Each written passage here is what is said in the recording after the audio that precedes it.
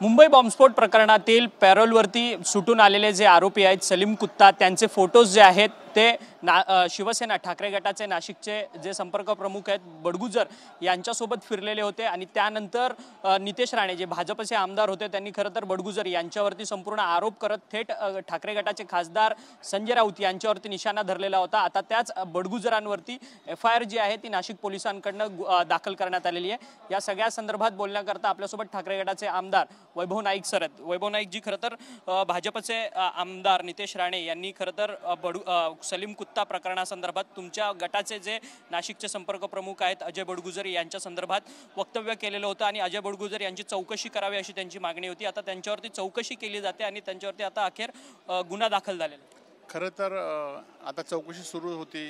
चौकशी करणारे कोण होते, आरोप करणारे कोण होते हे आपल्याला सगळ्यांना माहिती आहे की सत्ताधारी पक्षातल्या आमदारांनी आरोप करायचे आणि त्याच्यावर ताबडतोब चौकशी व्हायची आणि त्याच्यावर गुन्हे नोंद व्हायचे। परंतु एकीकडे आपण बघितलं असाल की दाऊद इब्राहिमच्या प्रॉपर्टी घेतली म्हणून नवाब मलिकांवर कारवाई करण्यात आली, परंतु ते भाजपच्या बाजूला बसल्यानंतर त्यांच्यावरती कारवाई थांबली आणि त्यामुळे फक्त हे लोकांना दिशाभूल करण्याचा हा प्रयत्न या ठिकाणी आहे। खरं तर बडगुजर दोषी असतील तर निश्चित त्यांच्यावर कारवाई होईल। पुढच्या चौकशीला ते सामोरे गेले आहेत, या पुढच्या काळामध्ये सुद्धा ते सामोरे जातील, त्याबद्दल काही दुजाभाव नाही।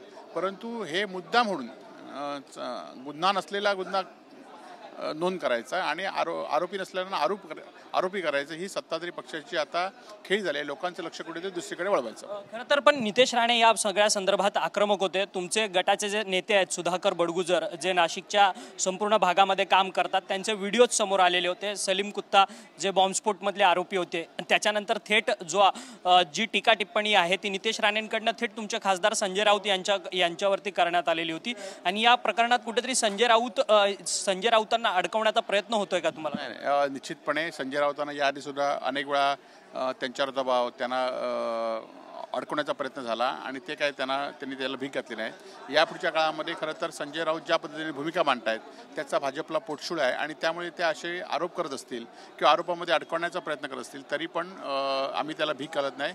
निश्चितपणे शिवसेना पूर्णपणे संजय राऊतांच्या पाठीशी आणि संजय राऊत जी भूमिका घेतात ती महाराष्ट्राच्या जनतेला पटलेली आहे। निवडणुकींचं बिगुल वाजलेलं आहे लोकसभेचं। खरं तर रत्नागिरी आणि सिंधुदुर्गची लोकसभा निवडणूक जी आहे तो मतदारसंघ जो आहे तो कोण लढणार या संदर्भात महायुतीमध्ये संभ्रम आहे आणि रस्सीखेच पाहायला मिळते। खरं तर शिवसेनेची जागा आहे त्यामुळे एकनाथ शिंदे यांच्या शिवसेनेकडनं दावा ठोकलाय तर भाजपकडनं देखील तिथे आता निरीक्षक नेमलेला आहे आणि तिथे निरीक्षक गेलेला आहे आणि भाजप देखील त्या जागेवरती दावा ठोकताना पाहायला। खरं तर या मतदारसंघामध्ये खासदार विनायक राऊत हे 2 वेळा शिवसेनेचे खासदार होते।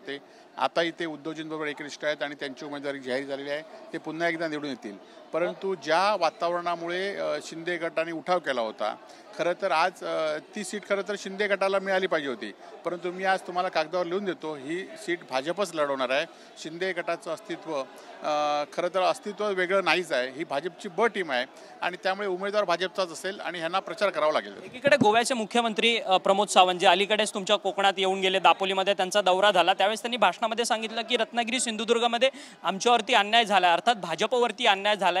देवेंद्र फडणवीस जे राज्याचे गृहमंत्री आणि उपमुख्यमंत्री आहेत ते अन्याय कुठेतरी दूर करतील असं त्यांचं म्हणणं आहे। नाही, खरं तर भाजपची मूळ खरं तर आपल्या त्या लोकसभेमध्ये सगळे आमदार शिवसेनेचे होते, 2दा होते।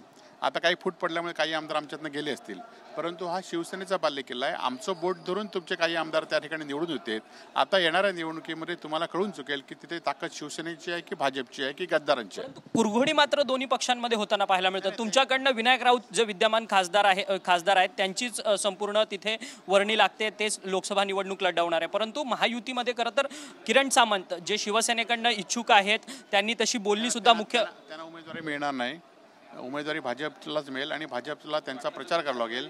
त्यांची वेगळं काही अस्तित्व या शिंदे गटाचं रत्नागिरी लोकसभेत नाही तर महाराष्ट्रातच नाही। परंतु मग राणे विरुद्ध शिवसेना अशी लढत आगामी काळात पाहायला मिळणार का? कारण खरं तर आमची लढत ही जे कोण विरोधक असतील त्यांच्याशी असेल आणि कोणी खरं तर राणेंनी पण निवडणुकीत लढूनच दाखवावं, म्हणजे त्यांना कळेल की कोकणातल्या जनतेमध्ये आपली प्रतिमा काय आहे। याआधी 2दा पराभूत झाला, आता सुद्धा 3ऱ्यांदा पराभूत होईल।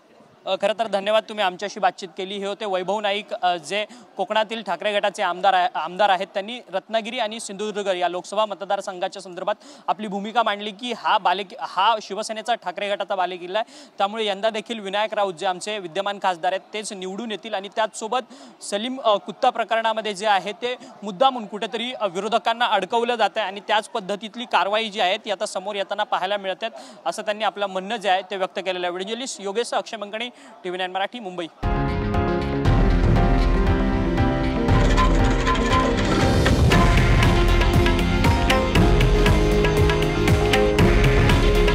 हे आहे देशातील नंबर 1 न्यूज नेटवर्क आणि आपण पाहत आहात TV9 मराठी. काळजी तुमची, हित महाराष्ट्राचं.